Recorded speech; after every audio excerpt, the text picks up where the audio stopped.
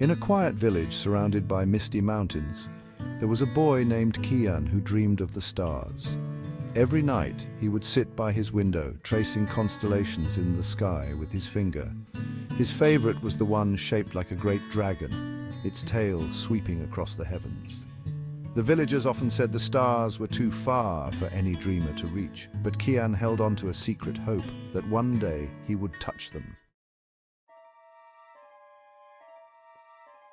One autumn evening, as the harvest moon bathed the village in silver light, Kian heard a soft, melodic hum coming from the woods beyond his home.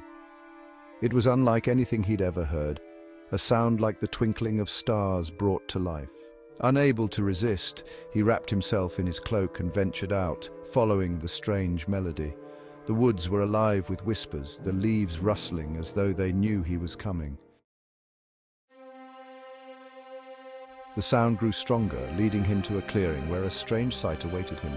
A single, enormous star that had fallen to earth.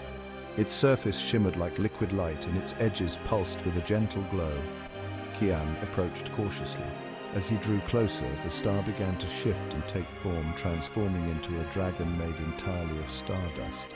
Its eyes burned with the brilliance of distant galaxies, and its voice resonated like the harmony of 1,000 celestial bells. "You are the one who listens to the stars," the dragon said, its voice filling the air. "I am Nova, a guardian of the skies. I have fallen and I need your help to return." Kian's heart raced, a mix of fear and wonder. "How can I help you?" Nova lowered its great shimmering head. "The sky is woven with threads of starlight, but one is frayed. It is why I fell. You must mend the thread and restore balance. Will you help me?" Without hesitation, Kian nodded. "What must I do?" The dragon unfurled its wings, scattering glowing sparks into the air. "Climb onto my back, and I will take you where no human has gone before." Kian climbed onto Nova's back, and with a powerful leap they soared into the sky. The village shrank below them, and soon they were flying among the stars. Kian felt the cool breeze of space and the warmth of the starlight as they climbed higher and higher.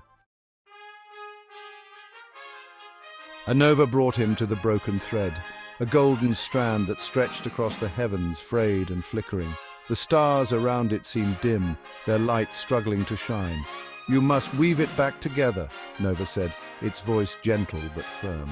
"But only the purest of intentions can mend it."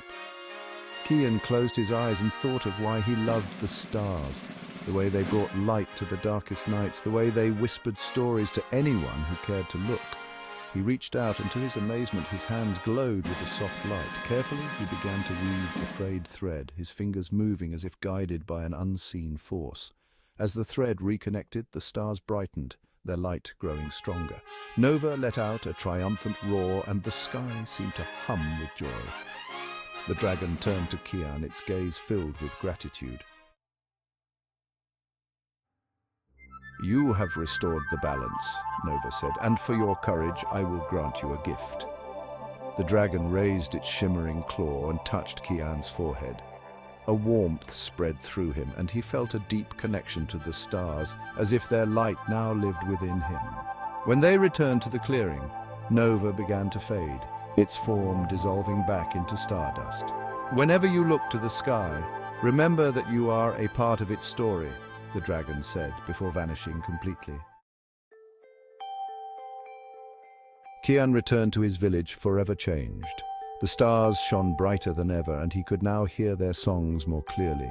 And when he looked at the great dragon constellation, he smiled, knowing that dreams, no matter how far away they seem, can light the path to the extraordinary.